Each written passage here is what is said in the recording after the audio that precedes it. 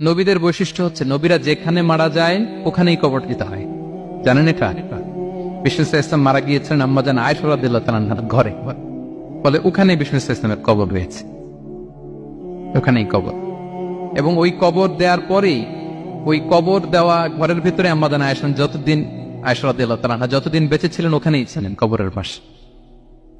এরপরে বাবা মারা গেলেন আবু বকর, বিষ্ণু ইসলামের পাশে কবর দেয়া হলো, বাবা আর স্বামীর পাশেই থাকলেন।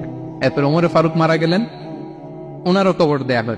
কিন্তু এখন তো আর বাবা আর স্বামীর সাথে পর্দা নাই, ওমরে ফারুকের সাথে তো পর্দা আছে। তো তখন তিনি ঘরটা হয়ে গেছে ছোট, তিনটা কবরে অনেক জায়গা স্পেস নিয়ে গেছে, এখন অল্প একটু জায়গা পর্দা টাঙিয়ে দিলেন ওমরে ফারুকের সাথে পর্দা হিসেবে, ছোট্ট একটা জায়গায় যতদিন বেঁচে ছিলেন ওখানটাতেই ছিলেন। ওমরে ফারুক যখন আমিরুল মুমিনিন খলিফা, তখন ছেলে আব্দুল্লাহকে পাঠিয়েছিলেন যে যাও একটা অনুমতি আগে থেকে নিয়ে রাখো আম্মাজান আয়েশার কাছ থেকে, যেহেতু ঘরটা ওনার, ওনাকে বলে রাখো যে আমি মারা গেলে যেন আমার দুই বন্ধু মুহাম্মদ সাল্লাল্লাহু আলাইহি ওয়াসাল্লাম এবং আবু বকরের পাশে যেন কবর দেয়া হয়। আব্দুল্লাহ এসে বলল, আব্বা জান তো এই পায়গাম পাঠিয়েছেন। আয়েশা রাদিয়াল্লাহু তাআলা বললেন, আমার খুব ইচ্ছা ছিল আমি আমার স্বামী এবং বাবার পাশে শোব, কিন্তু আমিরুল মুমিনিন যখন চেয়েছেন এটাকে আমি ফিরিয়ে দিতে পারিনি। ঠিক আছে যাও, তোমার আব্বাকে বলো তোমার আব্বাই শোবেন ওই জায়গায়। আচ্ছা, তো ওমরে ফারুক আপনারা জানেন অ্যাসাসিনেশনে ইন্তেকাল করেছেন, আত্মাইর আঘাতে, ছুরিকাঘাত করা হচ্ছে কয়েকবার, স্টেবিং। এত জখম হয়েছে, দুধ দিলে ওই জায়গা দিয়ে দুধ বের হয়ে যায় না, বীজ পানি দিলে বের হয়ে যায়। তো সবাই বলল, আমিরুল মুমিনিন আপনি এবার ওসিয়ত করেন, কে হবে আপনার পরে লিডারশিপ, কে নিবে? মুসলিম উম্মাত অনেক বড় হয়ে গেছে। তখন তিনি ওসিয়ত করলেন এবং ছেলেকে আব্দুল্লাহকে আবার বললেন যে আব্দুল্লাহ আবার যাও, যে আম্মা জানের থেকে অনুমতি নাও। বলতেছে অনুমতি না নিলাম আর অনেক আগে, উনি তো বলছে আপনি মারা গেলে ওখানেই শোবেন। বলতেছে না, তখন আমি আমিরুল মুমিনিন ছিলাম, এখন তো কিছুক্ষণ পরেই মারা যাবে, এমন হতে পারে আমার ভয়ে বা লজ্জায় তখন অনুমতি দিচ্ছে, এখন আর দিবেন, আবার যাও। আবার গেল, আয়েশা রাদিয়াল্লাহু তাআলা আনহা বললেন, না এখন আমি আগের কথার উপরে আছে, তোমার আব্বাই সেখানে শোক। সুবহানাল্লাহ।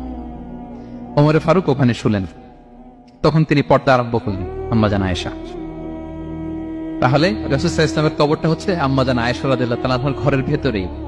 আপনারা মসজিদে নববী যারা ভিজিট করেছেন তারা জানেন যে আপনারা যখন কিবলামুখী হয়ে নামাজ পড়েন, বাম দিকে বিষ্ণু সাল্লাল্লাহু আলাইহি ওয়াসাল্লামের কবর, সেখানে রাসূল সাল্লাল্লাহু আলাইহি ওয়াসাল্লামের পাশে আবু বকর এবং ওমরে ফারুক রাদিয়াল্লাহু তাআলা আনহুমা শুয়ে আছেন। রাসূল সাল্লাল্লাহু আলাইহি ওয়াসাল্লামের কবর থেকে মিম্বার পর্যন্ত এই পুরো জায়গাটা রাউদাতুম মিন রিয়াদিল জান্নাহ, দুনিয়ার বুকে জান্নাতের একটা টুকরা। বিষ্ণু সাল্লাল্লাহু আলাইহি ওয়াসাল্লাম ইন্তেকালের আগে ওনাকে অপশন দেয়া হয়েছে, নবী আপনি চাইলে থেকে যেতে পারেন আজীবন, আর চাইলে আমার কাছে চলে আসতে পারেন, এই হ্যাভ অপশন। বিষ্ণু সাল্লাল্লাহু আলাইহি ওয়াসাল্লাম তার রবের সাথে সাক্ষাৎকে চুজ করেছেন এবং ইন্তেকালের আগে তিনি পড়েছিলেন, আল্লাহুম্মা গফিরলি ওয়ারহামনি ওয়ালহিকনি বির-রাফিকিল আ'লা, আল্লাহ আপনি আমাকে ক্ষমা করুন, আল্লাহ আপনি আমার প্রতি রহম করুন, আল্লাহ আমি আপনার সান্নিধ্যে যেতে চাই, পৃথিবীতে থাকতে চাই না। সুবহানাল্লাহ। অপশন দেওয়া হয়েছে, আপনার অপশন দেওয়া হবে, হ্যাঁ চাইলে আজীবন থাকেন। আমরা অপশন পেলে তো বলতাম আল্লাহ যা হয়েছে এখানেই থাকতে চাই, কি বলেন? বিষ্ণু সাল্লাল্লাহু আলাইহি ওয়াসাল্লাম বলেছেন ইলা রাফিকিল আ'লা, হে আল্লাহ আমি আপনার সান্নিধ্যে যেতে চাই। বিষ্ণু সাল্লাল্লাহু আলাইহি ওয়াসাল্লাম ইন্তেকাল করলেন এবং উম্মার জন্য এটা সবচাইতে বড় ফিতনা এবং পরীক্ষা ছিল, এর চেয়ে বড় কষ্টদায়ক বিষয় ছিল না উম্মার জন্য বিষ্ণু সাল্লাল্লাহু আলাইহি ওয়াসাল্লামের ইন্তেকাল। তিনি যখন ইন্তেকাল করলেন সাহাবারা পাগলের মতো হয়ে গেল। ওমরে ফারুক উনি বিশ্বাসই করে না, মানে আমার নবী মরতে পারে এটা উনি ভাবতেই পারেন।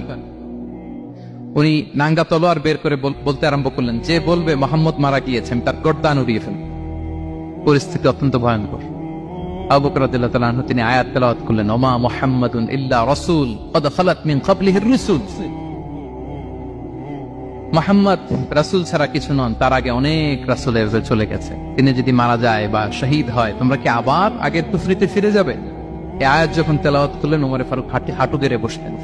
তিনি বললেন, এই আয়াত তো আমি আগেও জানতাম, অনেক তেলাওয়াত করেছি, কিন্তু আমার মনে হলো এই মাত্র আয়াতটা নতুন করে শুনলাম, এই মাত্রই বোধহয় কোরআনের এই আয়াতটা নাজিল হয়েছে। সাকিফায়ে বনু সাঈদার মধ্যে সবাই বসে আবু বকর রাদিয়াল্লাহু তাআলা আনহুকে খলিফা হিসেবে নির্বাচিত করা হলো। বিষ্ণু সাল্লাল্লাহু আলাইহি ওয়াসাল্লামের ইন্তেকাল শেষ, গোসল দেয়া শেষ।